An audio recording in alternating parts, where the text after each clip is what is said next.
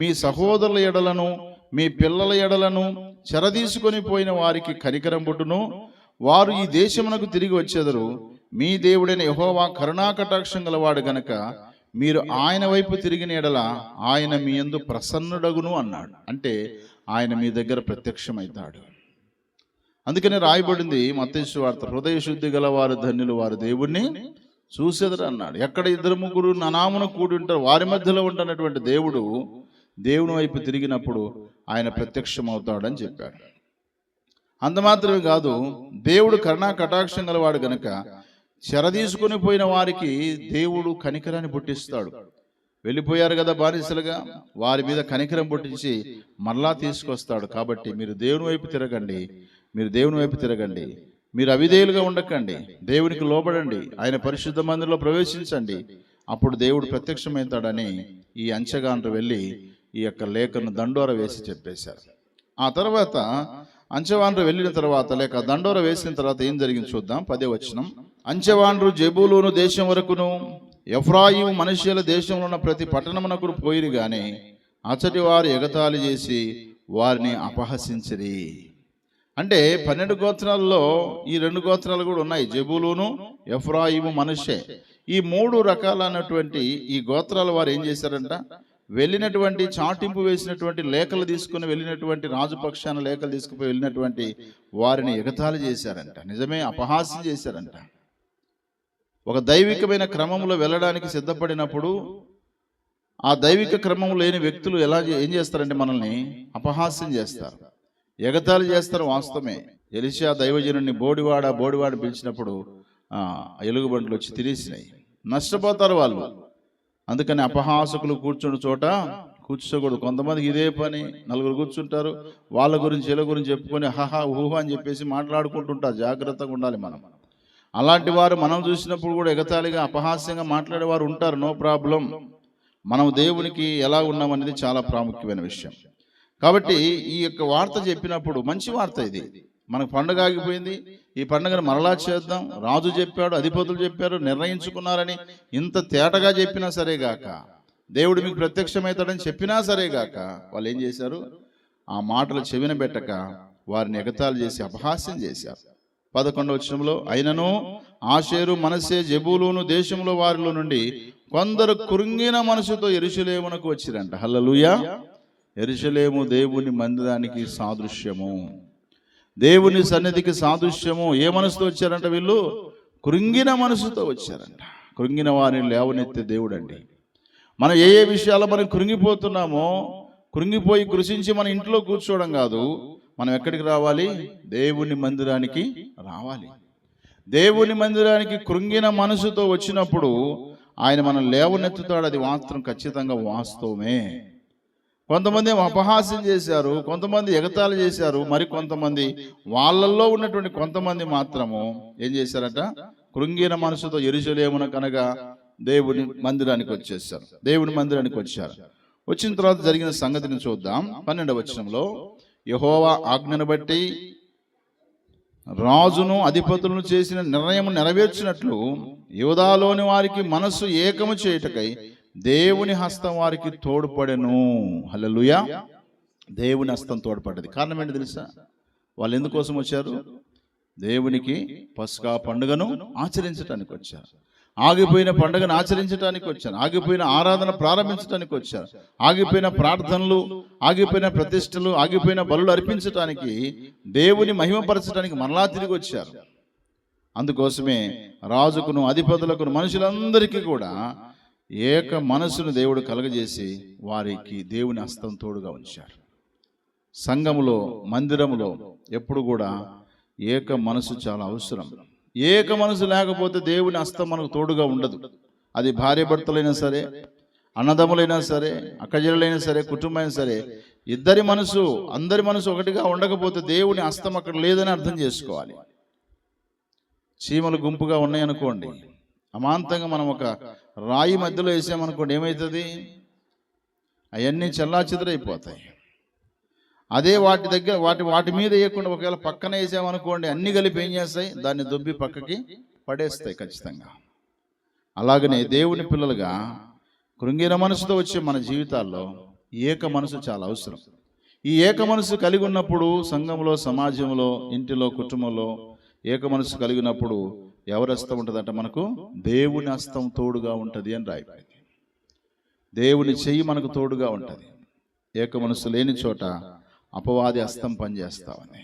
అపవాది హస్తం పనిచేసింది కాబట్టి మొదటి నెలలో జరగవలసిన పస్కా పండుగ వారు చేయలేకపోయారు.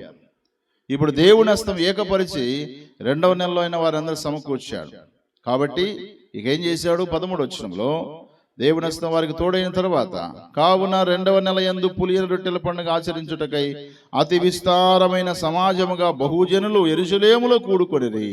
హల్లెలూయా.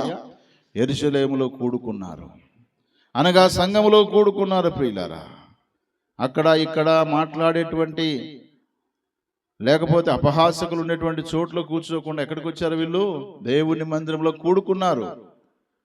ఆది అపోస్తుల కాలంలో కూడా మనం చూస్తే మారు మనసు రక్షణ బాప్తీసం పొందిన వారు అనుదినము దేవాలయంలో కూడుకొని చూడని రాయబడింది. దేవాలయంలో కూడుకోవట్లేదు ఈ రోజున ఎక్కడ కూడుకుంటున్నారంటే, ఎక్కడైనా జాతర జరిగితే అక్కడ కూడుకుంటున్నారు.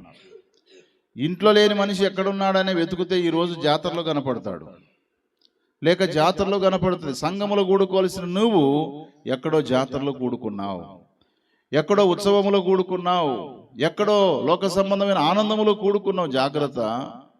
నీ జీవితంలో దేవునికి విధేయత చూపినట్టు కాదు. సంఘములో కూడుకోవాల్సిన నువ్వు, మందిరంలో కూడుకోవాల్సిన నీవు ఎక్కడో కూడుకున్నావంటే నువ్వేం చేస్తున్నావు? దేవునికి పరోక్షంగా అవిధేయత చూపిస్తున్నావు. పరోక్షంగా దేవునికి లోబడటం లేదు, పరోక్షంగా దేవుని మందిరంలో ప్రవేశించటం లేదు. గృహాల్లో ప్రవేశిస్తారు కానీ మందిరాల్లో ప్రవేశించరు. లోకంలో ప్రవేశిస్తారు కానీ మందిరంలో ప్రవేశించట్లేదు. కారణం ఏంటంటే తిరుగుబాటు చేసే ప్రజలుగా బ్రతుకుతున్నారు. అందుకే ప్రియులారా, ఈ రాజు చెప్పిన మాట ప్రకారం రెండవ నెల యందు పులియని రొట్టెల పండుగ ఆచరించుటకు అతి విస్తారమైన సమాజముగా బహుజనులు యెరూషలేములో కూడుకున్నారు. కూడుకున్న తర్వాత వాళ్ళు ఏం చేశారు? 14వ వచనం, వారు దాన్ని చేపట్టి అనగా పస్కా పండుగను చేపట్టి యెరూషలేములో ఉన్న బలిపీఠములను ధూపపీఠములను తీసివేసి కిద్రోను వాగులో వాటిని పారవేసిరి. హల్లెలూయా. దేవుణ్ణి ఆచరించి నీవు, దేవుణ్ణి ప్రార్థించి నీవు, దేవుని కోసం బ్రతికే నా జీవితాల్లో పారవేయవలసిన వాటిని పారవేయాలి. పరిశుద్ధమైనటువంటి యెరూషలేము మందిరములో, పరిశుద్ధ స్థలములో ఏమున్నాయంటే అక్కడ బలిపీఠాలు కనపడుతున్నాయి, ధూపపీఠాలు కనపడుతున్నాయి. ఎవరి కోసం తెలుసా? దేవుని కోసం వేసిన బలిపీఠాలు కాదు ఇవి. దేవుని మహిమ కోసం వేసిన బలిపీఠాలు, దహనపీఠ ఈ యొక్క బలిపీఠాలు కాదు ఇవి. అవి అన్యులు చేసేటువంటి బలిపీఠాలు. వాటిని తీసి కిద్రోను వాగులో పడేసేశారు. అనగా దేవుని మందిరంలో కూడుకున్న నా జీవితాల్లో దేవునికి ఆయాసకరమైన వాటిని మనం ఏం చేయాలా? తీసేయాలి. మన మందిరంలో ప్రవేశిస్తే మనకు ఉపయోగం లేనిది, అపవిత్రమైనది ఏదైనా కనబడితే దాన్ని తీసి బయట వేసేయాలి. కసువు అయితే బయట తీసేస్తాం, ఇంకా ఏదైనా పనికిరాంది ఏదైనా ఉంటే తీసి బయట పడేస్తాం, వాస్తవమే. కానీ అలాగే దేవుని మందిరమైన నీవు నీ హృదయంలో, నీ దేహంలో దేవునికి ఆయాసకరమైనది ఏదైనా ఉంటే దాన్ని తీసేస్తున్నావా?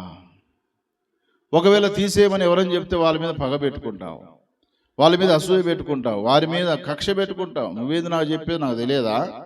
నువ్వెంత చిటికనేలంతా, నేను చాలా పెద్దదాన్ని, చాలా పెద్దోడిని, నాకు తెలియదా అని చాలామంది తీసేసుకోవాల్సిన వాటిని తీసేసుకోవట్లేదు. కొంతమంది బాహటంగా కనపడే ఆవరణాలు తీసేస్తారు కానీ అంతరంగంలో మాత్రం కపటముతోనే బ్రతుకుతూ ఉంటారు, అంతరంగంలో పాపంతోనే బ్రతుకుతుంటారు, అంతరంగంలో భయంకరమైనటువంటి దేవునికి ఆయాసకరమైన బ్రతుకుతుంటారు. ప్రియులారా, దేవుని కొరకు సమర్పించబడి నువ్వు తీసే అలంకరణ నో ప్రాబ్లం, కానీ అదే విధంగా నీ అంతరంగంలో ఉన్న కపటాన్ని కూడా తొలగించుకుంటావా? అది దేవుడు ఇష్టపడతాడు. యెరూషలేములో ప్రవేశించగానే ఈ జనమంతా చూసినప్పుడు బలిపీఠాలు కనపడ్డాయి. ఇది దేవునికి సంబంధించినవి కాదని చెప్పేసి వెంటనే తీసి వాటిని ఏం చేశారట? వాగులో పాడవేశారు. ఆ తర్వాత ఏం చేశారు? 15వ వచనం, రెండవ నెల 14వ దినమున వారు పస్కా పశువును వధించిరి. ఇప్పుడు వధించారు పస్కా పశువుని, అనగా గొర్రెపిల్లని అక్కడ వధించిరి. యాజకులు లేవీయులు సిగ్గునుంది తమ్మును ప్రతిష్ఠించుకొని దహన బలి పశువులను యెహోవా మందిరంలోనికి తీసుకొని వచ్చిరి. హల్లెలూయా. అప్పటి వరకు దహన బలికి సంబంధించినటువంటి ఆ రక్తం లేదు, ప్రతిష్ఠించుకోలేదు. దైవజనులు ఉన్నారు, యాజకులు ఉన్నారు, కానీ ప్రతిష్ఠించుకోలేకపోయారు. కానీ ఆ రోజున సిగ్గునొందారంట. అయ్యో, మేము ఇంతకాలం దేవుని మందిరానికి దూరంగా ఉన్నాం, దేవుని సన్నిధిలో కూడుకోలేకపోయాం, దేవునికి వ్యతిరేకంగా మేము బ్రతికాం, మమ్మల్ని క్షమించు ప్రభు అని సిగ్గుపడ్డారంట. మనం సిగ్గుపడితే సరిచేయబడతాం. తెలుసా? ఆదామవ్వలు ఏం చేశారు? ఏదో ఎంతట్లో సిగ్గుపడ్డారు. వాళ్ళు సిగ్గుపడ్డారు కనుక ఏం చేశారు? ఆకులను, ఏ ఆకులు అవి? అంజూరపు చెట్టు ఆకులు వాళ్ళు కుట్టుకొని వాళ్ళు తన సిగ్గును కప్పుకున్నారంట. కానీ ఈరోజు క్రైస్తవ్యంలో కానీ లోకంలో కానీ సిగ్గు విడిచి తిరుగుతున్నారు. సిగ్గు కప్పుకోవాల్సిన వస్త్రాలు తీసేసి తిరుగుతున్నారు. నా ఇష్టం, భారతదేశం నా ఇష్టం అన్నట్టుగా బ్రతుకుతున్న వారు లేరంటారా? క్రైస్తవ కుటుంబాల్లో కూడా మా ఇష్టం అని చెప్పుకొని తిరిగేటువంటి వారు లేరంటారా? జాగ్రత్త సుమ. సిగ్గు నొందవలసిన విషయాలు సిగ్గునొందకుండా సిగ్గులేని బ్రతుకుతూ ఇటు నేను దేవుని బిడ్డను, దేవునికి ప్రతిష్ఠ జనం అని చెప్పుకునే వారు చాలా మంది ఉన్నారు, లేకపోలేదు. అయితే యాజకులు, లేవీలు ఆ పస్కాకు సంబంధించిన పశువును వధించి దహన బలి పశువులను యెహోవా మందిరం తీసుకొని వచ్చారు. తర్వాత 16వ వచనంలో దైవజనుడైన మోషే నియమించిన ధర్మశాస్త్రంలోని విధిని బట్టి వారు తమ స్థలమందు నిలవబడగా యాజకులు లేవీల చేతుల నుండి రక్తమును తీసుకొని దాన్ని ప్రోక్షించారు. రక్తమును ప్రోక్షించారు. రక్త ప్రోక్షణ ఆవశ్యకం కదా. రక్తమును ప్రోక్షించిన కారణాన్ని బట్టి ప్రజల పాపాలన్నీ ఏమవుతున్నాయి? ప్రజల పాపాలన్నీ పరిహరింపబడుతూ ఉన్నాయి.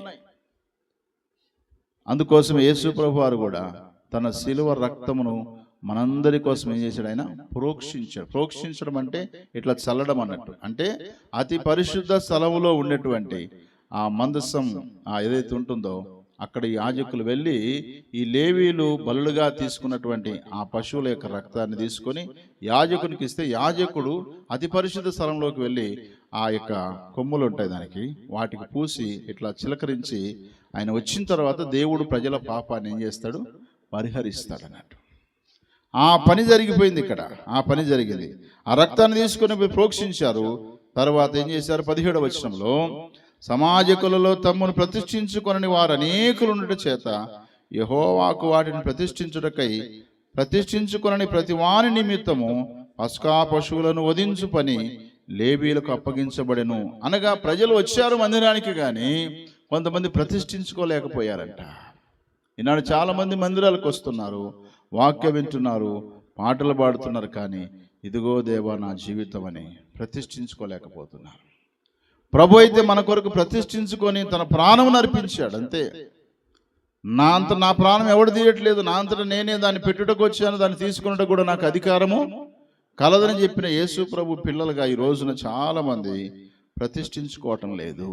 రోమపత్రిక 12:1-2 అంటాడు, మిమ్మల్ని మీరే ప్రతిష్ఠించుకోవాలి. చదువుదాం ఒకసారి. రోమపత్రిక 12వ అధ్యాయం 1-2 వచనాలు. కాబట్టి సహోదరులారా, పరిశుద్ధమును దేవునికి అనుకూలమైన సజీవ యాగముగా మీ శరీరములను ఆయనకు సమర్పించుకునుడని దేవుని వాత్సల్యమును బట్టి మిమ్మల్ని ఏం చేస్తున్నాను? బ్రతిమాలుకొనుచున్నాను. హల్లెలూయా. బ్రతిమలాడుకుంటున్నాడండి. ఈ సమయంలో దేవుడు నిన్ను బ్రతిమలాడుతున్నాడు. నిన్ను నీవు సమర్పించుకో, నిన్ను నీవు ప్రతిష్ఠించుకో. దేవుని కోసం నమ్మకంగా జీవించటాన్ని ప్రతిష్ఠించుకోవాలి. యాజకులు ప్రతిష్ఠించుకోవాలి. ప్రతిష్ఠిత లేకపోతే సమర్పించుకున్నట్టు అనేది ప్రతిరోజు చేయవలసిన పని. ఒకసారి నేను ప్రతిష్ఠించుకున్నాను అంటే సరిపోదు. ఉద్యోగం వచ్చిన వ్యక్తి నేను ఈరోజు ఉద్యోగానికి వెళ్ళాను ఇంకా సరిపోతుందా? 365 రోజులు తను ఏం చేయాలి? ఉద్యోగానికి ఆయన సమర్పించుకున్నాడు. ఇక నా జీవిత కాలం అంతా నేను ఒక టీచర్గా పిల్లలకు చదువు చెప్పాలి, ప్రతిష్ఠించుకున్నాను అంతే. ఇక ప్రతిష్ఠించుకున్న దాన్ని కొనసాగించాలి. ప్రతిష్ఠించుకోవడం ఈజీ, కానీ కొనసాగించడం చాలా కష్టం. అందుకే యాజకులు ఆగిపోయారు, లేవీలు ఆగిపోయారు, రాజులు ఆగిపోయారు పస్కా పండుగ చేయకుండా. అందుకోసమే దేవుని కోసం మరలా పునఃప్రారంభం, రీఫార్మ్డ్ అయ్యారు. పునరుద్ధరణ జరిగింది వారిలో. మరలా దేవునికి ప్రతిష్ఠించుకున్నారు. ప్రతిష్ఠించుకొని పస్కా పశువులను వధించినప్పుడు లేవీలకు వాటిని అప్పగించారు. ఇక 18వ వచనం మనం చూస్తే, ఎఫ్రాయిము, మనష్షే, ఇస్సాకారు, జెబూలూను దేశం నుండి వచ్చిన జనులలో చాలా మంది తమ తాము ప్రతిష్ఠించుకొనకయే విధి విరుద్ధముగా పస్కాను భుజింపగా. చూసారా, ప్రతిష్ఠించుకోండి అని ఒకవైపు చెప్పినా సరే కాక కొంతమంది ప్రతిష్ఠించుకున్నారు, కొంతమంది ప్రతిష్ఠించుకోలేదు. అంటే సంఘం అన్న తర్వాత బాప్తీసం పొందిన వారు ఉంటారు, బాప్తీసం పొందిన వారు కూడా ఉంటారు. బాప్తీసం పొందిన వారికి ప్రభువే ఆయన శిలువ రక్తము కార్చాడు. బాప్తీసం పొందిన వారికి కూడా పస్కా బలి పశువుగా ఆయన శిలువ రక్తాన్ని కార్చాడు. అయితే ఇప్పుడు ఏం చేయాలి అని అంటే, బాప్తీసం పొందిన వారి బలహీనతలను చూసి బాప్తీసం పొందిన వారు వెనక్కిపోవడం కాదు, వారి కోసము నీ కోసం ప్రాణత్యాగం చేసిన ప్రభువుని యేసు వైపు చూస్తూ నీ జీవితం ఏం చేసుకోవాలి? దేవునికి సమర్పించుకోవాలి. క్రీస్తు రక్తం ద్వారా శుద్ధీకరించబడాలి కదా. ఈనాడు క్రైస్తవ్యంలో నామకార్థ క్రైస్తవులు చేసే ఆ వ్యాఖ్యలు ఏంటంటే, నమ్ముకున్నోళ్ళే సరిగా లేరు, నమ్ముకున్నోళ్ళు జాతరకు పోతారు, నమ్ముకున్నోళ్ళు కూడా జాతరకు పోతారు. ఇప్పుడు జాతర ఉంది కాబట్టి జాతర గురించి చెప్తున్నా మీకు. జాతరలో దొరికే ప్రతి వస్తువు తర్వాత కూడా దొరుకుతుంది, తెలుసా మీకు? త్రాగుబోతులున్న ఇంటికి ఒక యవ్వన కన్యక వెళ్తుందా? దొంగలున్న ఇంటికి నీతిమంతుడు వెళ్ళగలడా? కళ్ళు అమ్మేటువంటి స్థలానికి దేవుని బిడ్డలు వెళ్ళగలరా? అక్కడ మంచి ఒక భాగం అయితే చెడు చాలా రకరకాలుగా ఉంటుంది. నిన్ను చూసి శోధింపబడేవాడు ఎంతమంది ఉన్నారు అక్కడ? లేక వాళ్ళని చూసి శోధింపబడిన పరిస్థితులు ఎన్ని ఉంటాయో అక్కడ తెలుసా? అందుకే విగ్రహాల జోలికి మీరు వెళ్ళకండి అని దేవుడు స్పష్టంగా చెప్పాడు. విగ్రహం ఉందంటే అక్కడ తప్పకుండా ఆకర్షణ ఉంటుంది. ఆ ఆకర్షణకు విగ్రహాన్ని చూపించాడు అక్కడ. ఈనాడు కొత్తగా నేర్చుకున్న మాట ఏంటి తెలుసా? క్రైస్తవుల్లో మేమేమన్నా పూజ చేస్తామా, బచ్చాలు చేస్తామా, టెంకాయ కొడతామా అని మాట్లాడుతున్నారు. నిజమే, అవి కొట్టకపోయినా అవి చేయకపోయినా చేసేవాళ్ళని చూస్తావా లేదా? పాపం చేసేవాడు ఎక్కువ, చూసేవాడు ఎక్కువ, చెప్పండి. అందుకే ఆదాము అవ్వలకి ఇది అపవాది ఏం చేశాడు? పండు చూపించాడు. పండు తింటే తప్పేముంది? అందరు పండు తినొచ్చు కదా.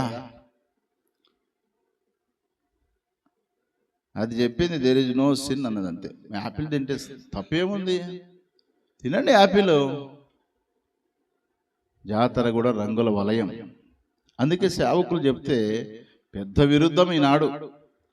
ఎక్కడలేని బోధ చెప్తాడు, ఎక్కడలేని పద్ధతి చెప్తారని భ్రష్ట మనసుతో బ్రతుకుతున్న బిడ్డలు అటు దేవుడు కావాలి, ఇటు ఇవి కూడా కావాలి. అందుకే ఏదైనా ముందు హెచ్చరిక చేయబడితే అది గమనించుకుంటే మంచిది. హెచ్చరిక చేసినా మామూలు అనుకొని వెళ్తే నీ ఆధ్యాత్మిక జీవితం నష్టపోతావు, నీ ప్రతిష్ఠిత దెబ్బతింటది అక్కడ, అంతే. నువ్వు పోయి వరకు తీసేది ఏమి లేదు అక్కడ, అవునా కాదా? కాబట్టి ప్రియ దేవుని బిడ్డలారా, హిజ్కియా కాలంలో ఇదే పరిస్థితి జరిగింది. ఎంత చెప్పినా సరే వినకుండా వ్యతిరేక దిశలో ప్రయాణం చేస్తూ కొంతమంది ప్రతిష్ఠించుకున్నారు, మరి కొంతమంది ప్రతిష్ఠించుకోకుండా పస్కా పశువును వధించినప్పుడు లేవీలు కొంతమంది అప్పగించుకున్నారు, యాజకులు అప్పగించుకున్నారు. అయితే కొంతమంది ఆ దేవునికి ప్రతిష్ఠించుకోకుండా భోజనం చేశారంట. ఉదాహరణకి ప్రభు బలారాధన ద్వారా మనం ఏం చేస్తాం? ప్రభు నా పాపల కొరకే చనిపోయాడు, సమాధి చేయబడ్డాడు, తిరిగి లేచాడు, పరలోకానికి వెళ్ళాడు, మరలా నా కోసం రానయ్యున్నాడు. ఆయన శిలువ త్యాగాన్ని ఈ బల్లారాధన ద్వారా ప్రభువుని జ్ఞాపకం చేసుకుంటూ ప్రచురం చేస్తున్నానని అందరి ఎదుట మనం ఏం చేస్తాం? బలలో పాల్గొంటాం. అయితే ప్రభు బలలో పాల్గొనడానికి బాప్తీసం పొందని వారిని మనం ఒప్పుకోము. కారణం ఏంటంటే అది ప్రతిష్ఠించుకోలేవారు, వారి జీవితాన్ని సమర్పించుకోలేదు, వారు దేవునికి ప్రతిష్ఠించుకోలేదు. కాబట్టి వారు దాంట్లో పాల్గొనవద్దు. అందుకే చెప్పే మాట ఏంటి తెలుసా? ఎవరైతే మారు మనసు రక్షణ బాప్తీసం పొందారో, ఉత్త బాప్తీసం కాదు, పెళ్లి బాప్తీసం కాదు, నిజమైనటువంటి మారు మనసు రక్షణ బాప్తీసం పొందిన వారు ప్రభు బలలో పాల్గొనడానికి మిమ్మల్ని మీరే పరీక్షించుకోనండి అని చెప్పడం ఎందుకో తెలుసా? ఇలాంటి పనులు జరుగుతాయి. వారు ప్రతిష్ఠించుకోకుండానే వారు తిన్నారట. 18వ వచనం చూద్దాం. ఎఫ్రాయిము, మనష్షే, ఇస్సాకారు, జెబూలూను దేశం నుండి వచ్చిన జనులలో చాలా మంది తాము ప్రతిష్ఠించుకొనకే విధి విరుద్ధముగా పస్కాను భుజింపగా హిజ్కియా పరిశుద్ధ స్థలం యొక్క శుద్ధీకరణం చొప్పున తన్ను పవిత్రపరుచుకొనకయే తమ పితరుల దేవుడిని యెహోవాను ఆశ్రయింప మనసు నిలుపుకొనిన ప్రతి వాని నిమిత్తము దయగల యెహోవా ప్రాయశ్చిత్తం చేయునుగాకని ప్రార్థింపగా. హల్లెలూయా. తన కింద ఉన్న ప్రజలు చేసిన తప్పిదాన్ని బట్టి ఒక నాయకుడిగా, ఒక రాజుగా తాను ప్రార్థన చేశాడు.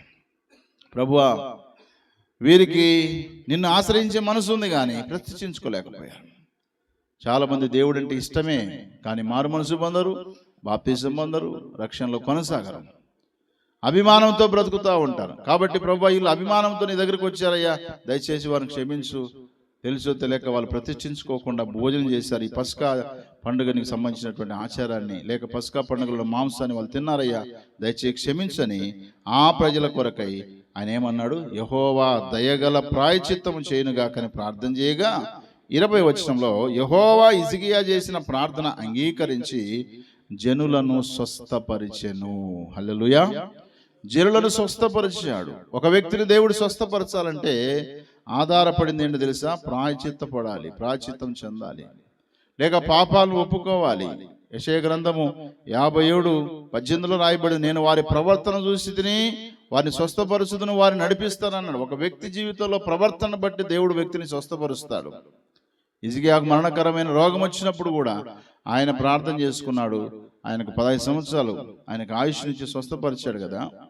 అలాగే తన కింద ఉన్న జనులు కూడా దేవునికి ఆయాసకరంగా ఉన్నారని, ప్రతిష్ఠించుకోకుండా ఆ పస్కా బలి పశువుకు సంబంధించిన మాంసం తిన్నారని, అయ్యా అపవిత్రంగా పాల్గొన్నారయ్యా, దయచేసి క్షమించని జనుల కొరకై ఆయన విజ్ఞాపన చేశాడు.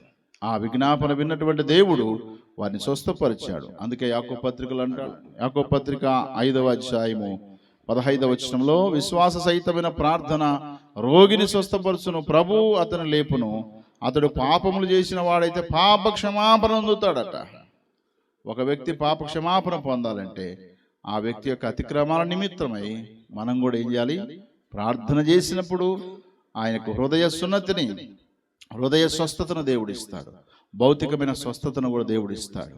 ఒక వ్యక్తి కొరకై మనం ప్రార్థన చేయకుండా మన మట్టికి మనం చేసుకోకూడదు. హిజ్కియా జీవితంలో తన పరిస్థితిని బట్టి ప్రార్థన చేసుకున్నాడు, ఆయన ప్రార్థన విన్నాడు.